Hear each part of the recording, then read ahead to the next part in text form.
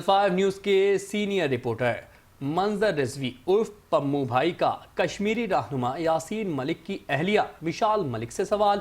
भारत कश्मीर के हवाले से अक़वाम मुत्तहिदा की करारदादें रद्दी की टोकरी में डाल देता है। क्या ये मसला ताकत से हल किया जाए? विशाल मलिक ने क्या जवाब दिया, आइए देखते हैं।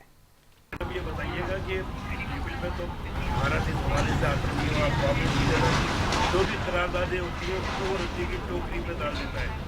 हार गए हक के बाद आप समझती हैं कि अगर भारत ना समझे बात तो मसला इसको मुज़ाकरात के बजाय ताकत के जरिए हल कर लिया। बिल्कुल ताकत ही है, और ताकत सिर्फ एक नहीं होती कि कोई जंग लड़नी होती है आपने फिजिकली।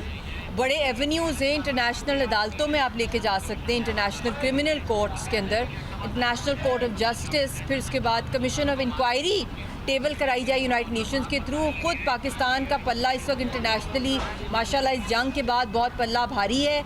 इंटरनेशनली जो इज़्ज़त मिल रही है ये अनप्रेसिडेंटेड है।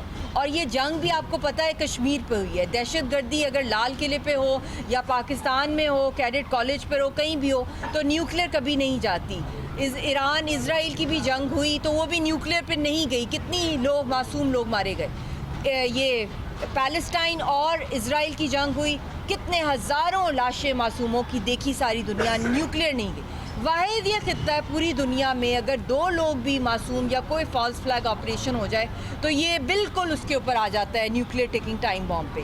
तो इसलिए इस वक्त बहुत ज़रूरी है कि फ़ोर्स के थ्रू, और फोर्स में टेरर फंडिंग, RSS का टेरर रैकेट पूरी जो दुनिया में, जिसके अंदर मेरी अपनी वालदा शहीद हुई हैं, उनको भी जहर दिया गया। जो RSS का और रॉ का टेरर नेटवर्क पाकिस्तान में जो कब से बताया जा रहा है, आज़ाद कश्मीर के अंदर उनकी शहादत हुई 15 जनवरी को।